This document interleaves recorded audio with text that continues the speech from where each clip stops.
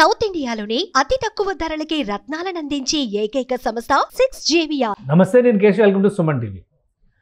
ఆదాయపు పన్ను విషయంలో కొన్ని సంస్కరణల్ని కేంద్ర ప్రభుత్వం ప్రతిపాదిస్తుంది. దీనికి సంబంధించి కొత్త విధానాన్ని అమల్లోకి తీసుకొచ్చేటువంటి ప్రయత్నం చేస్తుంది. ఈ ప్రతిపాదనల్ని ప్రస్తుతం పార్లమెంట్లో సభ్యుల ముందర ఉంచారు. ఈ నేపథ్యంలోనే ఒక కొత్త చర్చ జరుగుతుంది. రాబోయేటువంటి రోజుల్లో వ్యవసాయ ఆదాయాన్ని కూడా కీలకమైనటువంటి పన్ను పరిధిలోకి తీసుకొచ్చే ప్రయత్నాలు జరుగుతున్నట్టుగా తెలుస్తుంది. అసలు ఏం ప్రతిపాదనల్ని కేంద్ర ప్రభుత్వం చేసింది, ఈ ప్రతిపాదనల్ని యథాతథంగా అమలు చేస్తే ఇబ్బంది పడేటువంటి పరిస్థితులు సామాన్యులకి ఉంటాయా, లేదు ఇన్వెస్ట్మెంట్ పర్పస్లో వ్యవసాయ రంగాన్ని ఉపయోగించుకుంటున్నటువంటి పెద్దలకు తలనొప్పులు తప్పవా? ఈ అంశాన్ని విశ్లేషించేటువంటి ప్రయత్నం చేద్దాం. మనతో పాటు financial planner doctor Anil Kumar గారు ఉన్నారు. అనిల్ కుమార్ గారు నమస్కారం. నమస్తే అండి. అగ్రికల్చర్ ఇన్కమ్కి సంబంధించి ఇతర ఆదాయాలను ఒక కేటగిరీలో చూస్తే మనం వ్యవసాయానికి సంబంధించినటువంటి ఆదాయానికి చాలా వరకు ట్యాక్స్ ఎగ్జంప్షన్స్ ఉన్నాయి, ఒకవేళ అది వ్యవసాయ క్షేత్రం అయితే అనే అభిప్రాయం ఉంది. ఈ కొత్త ఇన్కమ్ ట్యాక్స్ పాలసీలో ఇప్పుడు అది కూడా ఒక భ్రమ, అది పటాపంచలు అయిపోతుంది, రాబోయే రోజుల్లో పన్నులు పడేటువంటి అవకాశం ఉంది అంటున్నారు. ఏంటి, ఎటువంటి సవరణలు, ఎటువంటి మార్పుల్ని కేంద్రం ప్రతిపాదిస్తుంది, దానిపైన ఎలాంటి చర్చ జరిగే అవకాశం? ఈ కొత్త 2025 బిల్ ఏదైతే ఉందో ఇన్కమ్ ట్యాక్స్ కొత్త 2025లో ఒకటి మాత్రం చాలా ప్రొవిజన్స్ సేమ్ ఉండొచ్చు, బట్ కంప్లైన్స్ అనేది మాత్రం మారబోతుంది. ఎస్పెషల్లీ అగ్రికల్చర్ ఇన్కమ్ ఎప్పుడు ఫుల్లీ ఎగ్జెంప్ట్. ఓకే, మళ్ళీ అగ్రికల్చర్ ఇన్కమ్ ఉందని చెప్పడమే తప్పించి అండ్ మ్యాక్సిమం అవసరం వస్తే ఏంటంటే నీ పైన అగ్రికల్చర్ భూమి ఉందన్నట్టు ప్రూఫ్ చూపిస్తే సరిపోతుంది. వేరాజ్ ఇప్పుడు దానిలో ప్రకారం, కొత్త బిల్లు ప్రకారం మాత్రం దాంతోపాటు నిజంగానే ఆ ప్రెమైసెస్ ఆ సంవత్సరంలో ఫార్మింగ్ జరిగింది, అంటే పంట పండింది అనే ప్రూఫ్ కూడా అవసరము ఇప్పటి నుంచి రాబోతుంది. సో ఇంతకుముందు ఏంటంటే ఆ ప్రూఫ్ అవసరం లేదు. నీ పేరు మీద ఒక 20 ఎకరాలు ఉంది, అగ్రికల్చర్ పొలం ఉంది. ఇప్పుడు ఎగ్జాంపుల్ తెలంగాణలో తెలంగాణలో అయితే ధరణిలో నీ పైన ఒక 10 ఎకరాలు ఉంది కాబట్టి 10 ఎకరాల నుంచి నాకు సంవత్సరానికి ఒక 25 లక్షలు ఇన్కమ్ ఉంది అని చెప్పేస్తే ఎవరు వచ్చి చూసే, అంటే అక్కడ నిజంగానే పంట పండిందా లేదా అని చూసే ప్రొవిజన్ ఏమీ లేదనమాట. ఇప్పుడు అలా కాదు, కంపల్సరీ ఐదర్ అది ఎలా చేస్తారో చెప్పలేము, ఇప్పుడు ఇంకా తెలియదు. బట్ ఫర్ షూర్ నీకు ఆ ఇన్కమ్ అనేది ఫార్మింగ్ నుంచే వచ్చిందని చూపించే బాధ్యత మాత్రం యాజ్ ఎ ట్యాక్స్ పేయర్గా నువ్వు క్లెయిమ్ చేసుకుంటున్నప్పుడు, ఎగ్జెంప్షన్ క్లెయిమ్ చేస్తున్నావు, నీ చేయబోతున్నారు. అదొక పెద్ద, దీనివల్ల ఏంటంటే ఎక్కడైతే చాలామంది మిస్యూజ్ చేస్తున్నారో, ప్రాపర్గా చేసే వాళ్ళకి ఇబ్బందులు ఏం రాకపోవచ్చు, మిస్యూజ్ చేస్తున్న వాళ్ళకి మాత్రం చాలా, అంటే పెద్ద పెద్ద వర్గాలు, పెద్ద పెద్ద సంపన్న వర్గాల ప్రతినిధులు వాళ్ళకి అగ్రికల్చరల్ ల్యాండ్ అని చెప్పని పెట్టుకొని రేట్లు పెరిగిన తర్వాత దాన్ని కమర్షియల్ పర్పస్లో కన్వర్ట్ చేసుకొని అదొక ఇన్వెస్ట్మెంట్ లాగా చూసే దానికన్నా కూడా మీ బినామీ ద్వారా ఆర్ వేరే పద్ధతిలో వచ్చిన సంపాదనని అగ్రికల్చర్ ఇన్కమ్గా చూపించేసి ట్యాక్స్ ఎగ్గొట్టడం అనేది క్వైట్ జరుగుతున్న ప్రక్రియ అది. సో అలా చేయడం కొంచెం తగ్గిపోతుంది ఫర్ షూర్. ఇంకొక కూడా మేజర్ లూప్ హోల్ ఫిక్స్ చేయబోతున్నారు. ఏంటంటే ఇంతకుముందు మనం కౌలుకి ఇస్తాము, కౌలు నుంచి వచ్చే ఆదాయం కూడా అగ్రికల్చర్ ఆదాయం లాగా ఫుల్లీ ఎగ్జెంప్టెడ్, ఎటువంటి ట్యాక్స్ ఉండేది కాదు. ఇప్పుడు కూడా ఇఫ్ ఏదైతే ల్యాండ్ మనం కౌలుకి ఇస్తున్నామో నాన్ అర్బన్ ఏరియా అయితే ఎటువంటి ట్యాక్స్ అవసరం లేదు. బట్ అది ఇప్పుడు హైదరాబాద్కి కొంచెం ఇంత డిస్టెన్స్ అనేది అర్బన్ ఏరియా అని డిసైడ్ చేశారు. అట్లాగే ఏదైనా టౌన్స్ ఏవైతే ఉన్నాయో, డిస్ట్రిక్ట్ హెడ్ క్వార్టర్స్ కానీ ఏదైనా పెద్ద సిటీస్లో ఏవైతే అర్బన్ ఏరియాగా నోటిఫై అయ్యాయో ఆ ఏరియాలో ఉన్న వాటిని మాత్రం నువ్వు అగ్రికల్చర్కి కౌలు ఇస్తున్నట్టు చూపించలేవు. ఇంతకుముందు ఉండింది ఆ ప్రొసీజర్.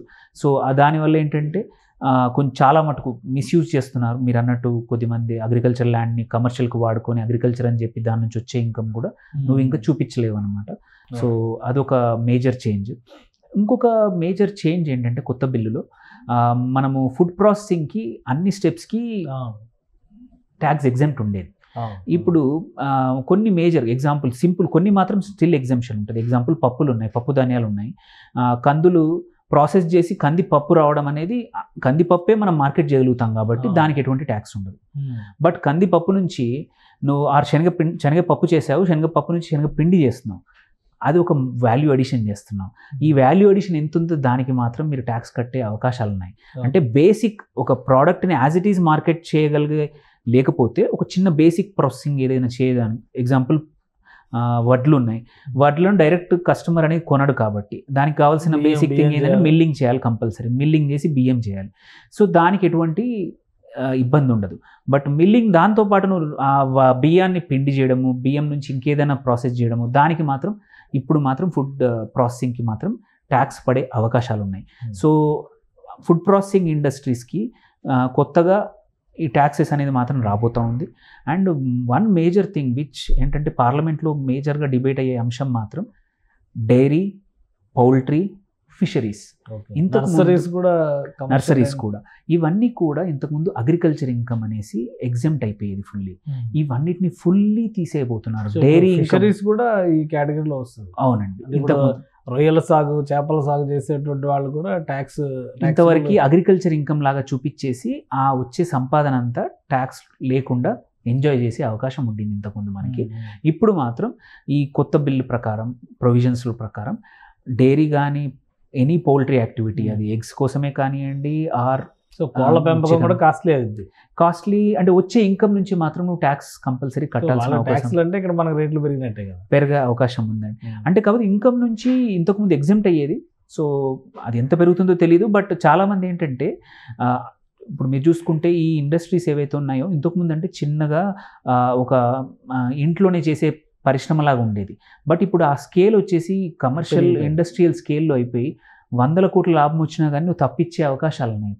ఇప్పుడు అలాంటివి మిస్యూజ్ అవ్వకుండా నువ్వు అట్లాంటి బిజినెసెస్ని కూడా నువ్వు ఆర్డినరీ హౌస్ హోల్డ్ లెవెల్లో కుటీర పరిశ్రమల స్థాయిలో జరిగేవైతే పెద్దగా ఇబ్బందులు రాకపోవచ్చు. ట్యాక్స్ మ్యాసివ్ స్కేల్లో పెద్ద పరిశ్రమగా మారిపోయినాయి అయితే కనుక కంపల్సరీ ట్యాక్స్ పరిధిలోకి వస్తాయి. తప్పకుండా వాల్యూమ్ ఆఫ్ ట్యాక్స్ విధంగా చూస్తే ఏమైనా రెఫరెన్సెస్ ఇచ్చారా లేదంటే ఇంకా ఇవ్వలేదు. ఫస్ట్ అసలు యాక్చువల్లీ ఏంటంటే వీటిపైన especially dairy, poultry and fisheries మీద మాత్రం పెద్దగా చర్చ జరిగే అవకాశం ఉంది.